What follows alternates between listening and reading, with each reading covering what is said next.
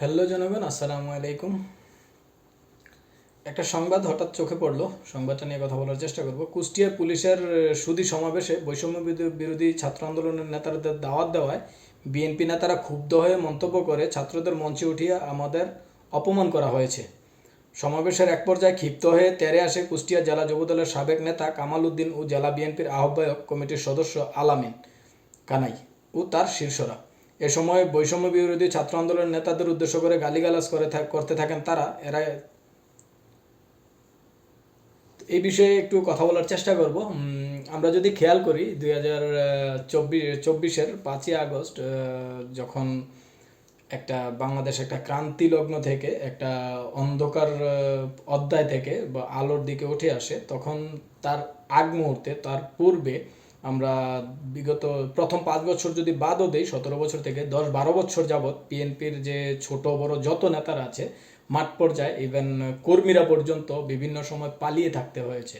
আমি নিজেও 2018 সালের নির্বাচনের সময় যখন দেশে যাই, তখন আমরা দেখি যে আমার পরিচিত যে সকল বন্ধুবান্ধবরা যারা রাজনীতির সাথে জড়িত, যারা রাজনীতির বিভিন্ন দলের সাথে সম্পৃক্ত, বিশেষ করে বিএনপির সাথে সম্পৃক্ত, তারা আসলে ঘরে থাকতে পারেনি, তারা ঘরে ছিল না। তাদেরকে আমি মাঠে, পুকুর পাড়ে,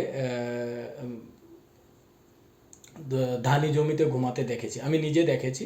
তো ওই দিক থেকে যদি আমরা বিবেচনা করি, আজকের দিনে এসে যার ব্যানারে, যাদের ছত্রছায়ায়, আমরা যদি বলি যাদের ছত্রছায়ায় একটা ছাত্র আন্দোলন, বৈষম্য বিরোধী ছাত্র আন্দোলন, যারা আসলে আন্দোলনটাকে শুরু করেছিল যে কোনো একটা বিষয় নিয়ে, যে কোনো একটা দাবি নিয়ে তারা শুরু করেছিল, আর এই আন্দোলনটা সর্বশেষ সরকার পতনের আন্দোলন হয়ে দাঁড়ায় এবং সর্বসাধারণের উপস্থিতি সেখানে লক্ষ্য করা যায়। কিন্তু আজকের দিনে তারা এসে তাদের পাশে বসতে তারা অপমান বোধ করছে।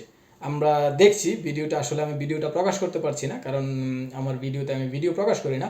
তবে এই ভিডিওতে আমরা দেখতে পাচ্ছি যে যাদের সময় হয় সামাজিক যোগাযোগ মাধ্যমে দেখে নেবেন, এই ভিডিওতে অনেক বয়স্ক নেতারা, যেমন যারা খুব বাজে ব্যবহার করছে, যারা খুব রাগান্বিত।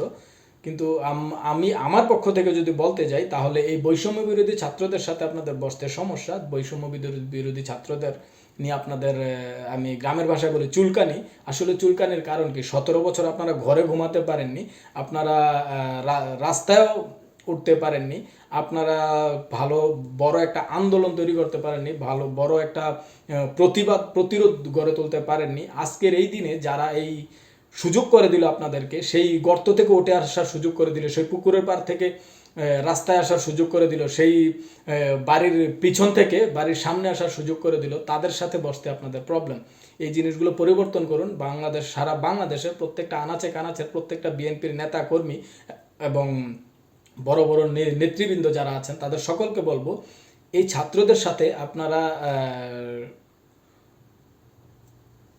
ভালো ব্যবহার করুন। এই ছাত্রদেরকে আপনারা আপন করে নিন, এই ছাত্রদেরকে আপনারা কাছে টানুন, এই ছাত্রদেরকে তাদের প্রাপ্য সম্মানটুকু দেওয়ার চেষ্টা করুন। তাহলেই এই আন্দোলনে যারা আসলে সামনে এগিয়ে এসেছিল, আমরা যদি ভুল না করি, তাহলে আজকের দিনেও যদি রাজনৈতিক কোনো পট পরিবর্তনের কারণে, কোনো দুর্ঘটনার কারণে যদি বিগত সরকারটা ফিরে আসে, তাহলে আপনারা কিন্তু পালিয়ে যাবেন, আপনারা বিভিন্নভাবে আতাত করে বেঁচে থাকবেন। আমরা নিজেরাও দেখেছি যে বিএনপির বড় বড় নেতারাও আতাত করে বেঁচে ছিল। তো আপনারা কিন্তু আতাত করে বেঁচে থাকবেন। এই ছাত্রগুলো কিন্তু তারা জীবন ঝুঁকিতে পড়ে যাবে, তাদের পরিবার ঝুঁকিতে পড়ে যাবে। তাদেরকে যথার্থ সম্মানটা দিতে শিখুন। ধন্যবাদ সবাইকে। সালামু আলাইকুম।